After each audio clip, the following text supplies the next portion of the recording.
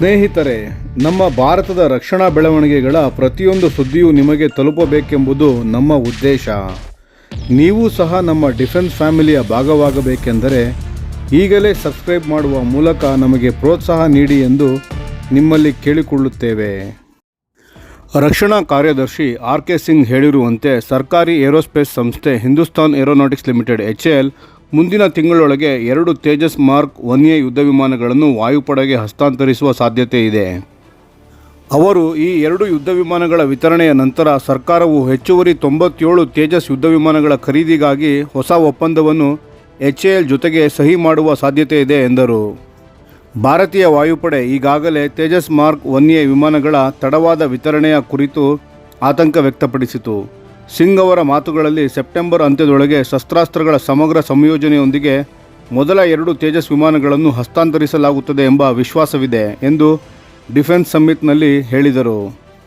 ಈಗಿನ ಸ್ಥಿತಿಗತಿಗಳ ಪ್ರಕಾರ ಸುಮಾರು 38 ತೇಜಸ್ ವಿಮಾನಗಳು ಸೇವೆಯಲ್ಲಿ ಇದ್ದು ಇನ್ನೂ 80ಕ್ಕೂ ಹೆಚ್ಚು ನಿರ್ಮಾಣ ಹಂತದಲ್ಲಿವೆ. ಇದಕ್ಕೂ ಮೊದಲು 2021ರ ಫೆಬ್ರವರಿಯಲ್ಲಿ ರಕ್ಷಣಾ ಸಚಿವಾಲಯವು 83 ತೇಜಸ್ ಮಾರ್ಕ್ 1A ವಿಮಾನಗಳನ್ನು ಖರೀದಿಸಲು ಸುಮಾರು 48,000 ಕೋಟಿ ರೂಪಾಯಿ ಮೌಲ್ಯದ ಒಪ್ಪಂದವನ್ನು HAL ಜೊತೆ ಮಾಡಿತ್ತು. ಆದರೆ HALಗಳು ನಿರ್ದಿಷ್ಟ ಸಮಯಕ್ಕೆ ವಿತರಣೆಯನ್ನು ಮಾಡಲಾಗಲಿಲ್ಲ. ಪ್ರಮುಖ ಕಾರಣವೆಂದರೆ ಈ ವಿಮಾನಗಳಿಗೆ ಎಂಜಿನ್ ಪೂರೈಸಬೇಕಿದ್ದ ಅಮೆರಿಕದ GE ಏರೋಸ್ಪೇಸ್ ಕಂಪನಿ ತನ್ನ ಸಮಯ ಮಿತಿಗಳನ್ನು ಬದಲು ಮಾಡಿತು. ಹೊಸ ಖರೀದಿ ತೀರ್ಮಾನ. ಕಳೆದ ವಾರವೇ ಕೇಂದ್ರ ಸರ್ಕಾರವು ಸುಮಾರು 67,000 ಕೋಟಿ ವೆಚ್ಚದಲ್ಲಿ ಹೆಚ್ಚುವರಿ 97 ತೇಜಸ್ ಯುದ್ಧ ವಿಮಾನಗಳ ಖರೀದಿಗೆ ಅನುಮೋದನೆ ನೀಡಿದೆ. ಈ ಹೊಸ ಒಪ್ಪಂದಕ್ಕೆ ಸಹಿ ಮಾಡುವುದು HAL ಮೊದಲ 2 ಸಂಪೂರ್ಣ ಪ್ಯಾಕೇಜ್ ಯುಕ್ತ ವಿಮಾನಗಳನ್ನು ನೀಡಿದ ನಂತರ ಮಾತ್ರ. ಇದರೊಂದಿಗೆ HALಗೆ ಮುಂದಿನ 4 ರಿಂದ 5 ವರ್ಷಗಳ ಆರ್ಡರ್ ಬುಕ್ ಖಚಿತವಾಗಿದೆ ಎಂದರು. HAL ತೇಜಸ್ ವೇದಿಕೆಯನ್ನು ಇನ್ನಷ್ಟು ಪರಿಪೂರ್ಣಗೊಳಿಸಿ ದೇಶೀಯ ರೆಡಾರ್ ಹಾಗೂ ಭಾರತೀಯ ಶಸ್ತ್ರಾಸ್ತ್ರಗಳನ್ನು ಯಶಸ್ವಿಯಾಗಿ ಅಳವಡಿಸಿದರೆ ಇದು ಸುಖೋಯ್ ಜೊತೆಗೂಡಿ ನಮ್ಮ ವಾಯುಪಡೆಯ ಮುಖ್ಯ ಶಕ್ತಿ ಯಂತ್ರವಾಗಲಿದೆ. ಆದರೆ ವಿಮಾನಗಳ ಸಂಖ್ಯೆಯಲ್ಲಿ ಇನ್ನೂ ಅಂತರವಿರುವುದರಿಂದ ಈ ಅಂತರವನ್ನು ಭರ್ತಿ ಮಾಡಲು ಇನ್ನೂ ಕೆಲವು ಇತರ ಆಯ್ಕೆಗಳತ್ತ ನೋಡಬೇಕಾಗುತ್ತದೆ ಎಂದರು.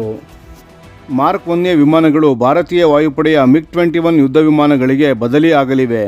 ಈಗಿನ ಪರಿಸ್ಥಿತಿಯಲ್ಲಿ IAFನ ಸ್ಕ್ವಾಡ್ರನ್ಗಳ ಸಂಖ್ಯೆ ಅಧಿಕೃತವಾಗಿ ಅನುಮೋದಿಸಲಾದ 42 ರಿಂದ 31ಕ್ಕೆ ಇಳಿದಿದೆ. ತೇಜಸ್ ಬರೀ 1 ಇಂಜಿನ್ ಹೊಂದಿರುವ ಬಹುಪಯೋಗಿ ಯುದ್ಧ ವಿಮಾನವಾಗಿದೆ.